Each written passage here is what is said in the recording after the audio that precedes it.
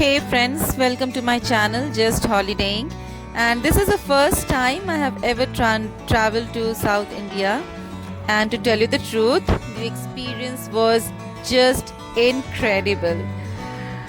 हम ऊटी से मैसूरू के लिए जब निकले तो यहाँ हम नंजनगुड पहुँचे जो कर्नाटक में है।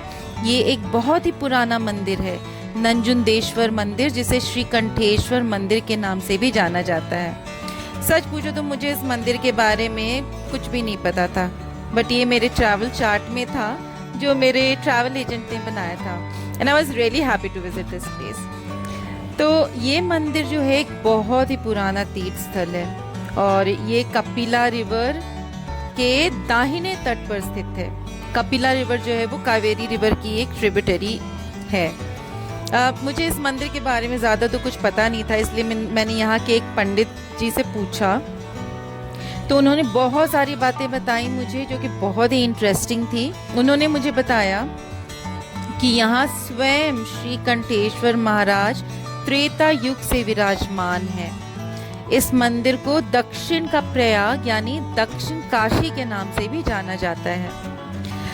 कन्नड़ में नंजू का मतलब होता है जहर, नंजुंडेश्वर का मतलब हो गया वो भगवान जिन्होंने जहर पिया है।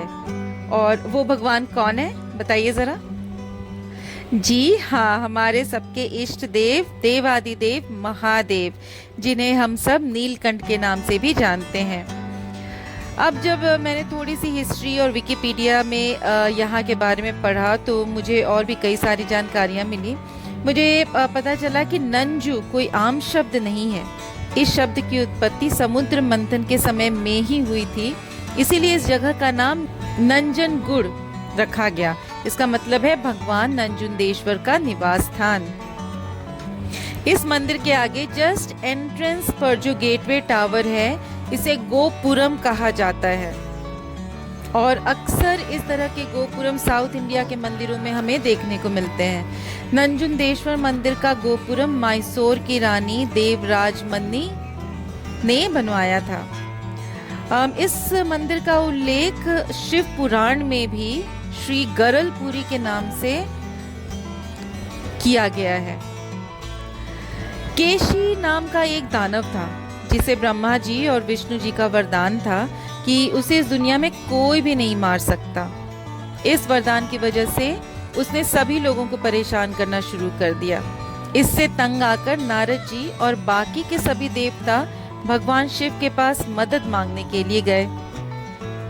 तब शिव जी गरलपुरी श्री क्षेत्र, जिसे आज हम नंजनगुड के नाम से जानते हैं, वहां अवतरित हुए और केशी दानव को उन्होंने मारा।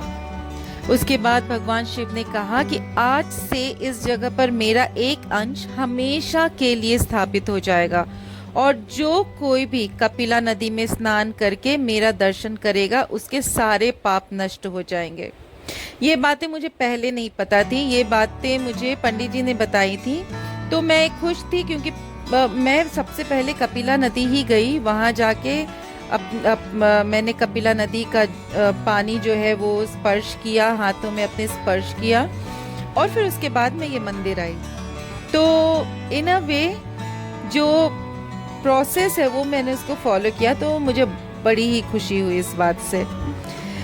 इसके बाद मुझे यहाँ के पंडित जी ने ये भी बताया कि त्रेता युग में महर्षि परशुराम ने अपने पिता, जिनका नाम था महर्षि जमदग्नि, उनके आदेश से अपनी माता का सिर काटा था। तब उन्होंने मातृ हत्या के पाप से मुक्त होने के लिए नंजनगुड आए और यहाँ उन्होंने स्वामी नंजुंडेश्वर से पाप मुक्ति की प्रार्थना की। तब शिव जी प्रकट हुए और उन्हें वहाँ एक पूजा का मंडप बनाकर शिवलिंग की पूजा करने को कहा। जब परशुराम मंडप बनाने के लिए वहाँ की झाड़ियों को साफ कर रहे थे तो गलती से उनके परशु का मतलब होता है एक्स, जिससे वो काट रहे थे, सारे जो झाड़ियाँ थी उनको वो काट रहे थे, तो उससे शिवलिंग का टिप भी कट जाता है और उससे खून निकलने लगता है। इससे परशुराम बहुत ही परेशान हो जाते हैं और शिव जी को कहते हैं कि इस जन्म में मैंने ये दूसरा ऐसा पाप किया जिसके लिए माफी बिल्कुल भी नहीं है।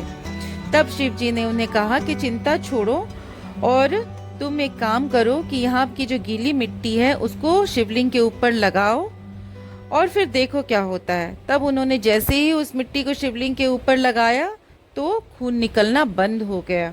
उसके बाद परशुराम ने वहाँ पूजा का मंडप बनाकर अपनी पूजा पूरी की और अपने मातृ हत्या के पाप से वो मुक्त हुए। एक और कथा है, उसके अनुसार माता पार्वती जो हैं उन्होंने जब इस जगह के बारे में वो सुनती हैं तो वो भी यहाँ आना चाहती हैं। तब शिव जी ने उनकी ये इच्छा पूरी की और जब माता पार्वती यहाँ काबिनी नदी जो कि कपिला नदी है उसके पानी को छूने के लिए जैसे ही वो झुकी तब उनके मुकुट से एक मणि जो है वो काबिनी नदी में गिर गई। तब शिव जी ने माता से कहा कि आज तक तो ये जगह सिर्फ मेरे नाम से ही जानी जाती थी, लेकिन आज के बाद यहाँ आपका आशीर्वाद भी होगा और इस जगह को अब से दक्षिण मणिकर्णिका घाट के नाम से भी जाना जाएगा। तो ये सब बहुत ही इंटरेस्टिंग कहानी मुझे जानने को मिली है, जिससे कि इस जगह की जो है इम्पोर्टेंस और भी मुझे और ज़्यादा पता चला और मैं बहुत ज़्यादा इसको अच्छे से यहाँ पे मैंने पूजा किया था। ऑल्दो जहाँ पे पूजा होता है वहाँ का फ़ोटो वीडियो लेना हमें अलाउड नहीं था, लेकिन वहाँ के फीलिंग्स मैं अभी भी अपने साथ लेकर आई हूँ and it's really very awesome. Originally Pandit ji ने बताया कि इस मंदिर को वेस्टर्न गंगा डायनेस्टी ने ऑलमोस्ट अराउंड 9th सेंचुरी के लगभग में बनाया था, लेकिन बाद में इस मंदिर को और बड़ा बनाने में चोला डायनेस्टी, होयसाला एम्पायर और मैसूर किंगडम ने भी कंट्रीब्यूट किया।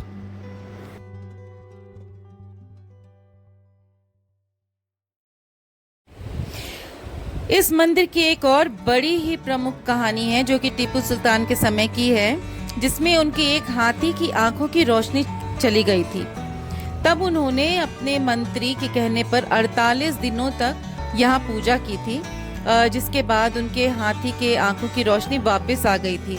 इसके बाद टीपू सुल्तान ने एक एमरल्ड ग्रीन शिवलिंग इस मंदिर को ऑफर किया और उसके बाद से ही भगवान शिव को यहाँ हाकिम नंजुंदा के नाम से भी जाना जाने लगा। तो ये है कुछ दिलचस्प कहानियाँ साउथ इंडिया के इस तीर्थ स्थान की, जहाँ आने का अवसर मुझे मिला। भगवान ने स्वयं मुझे बुलावा दिया यहाँ आने का और इसके लिए मैं अपने आप को बहुत ही ज़्यादा भाग्यशाली समझती हूँ। यहाँ आकर मन बिल्कुल ही शांत हो गया। अगर आप भी कभी साउथ इंडिया आए तो इस मंदिर को ज़रूर विज़िट करें, ये बहुत ही अच्छी जगह है। अगर ये वीडियो आपको अच्छी लगी तो हमें लाइक, सब्सक्राइब और कमेंट ज़रूर करें।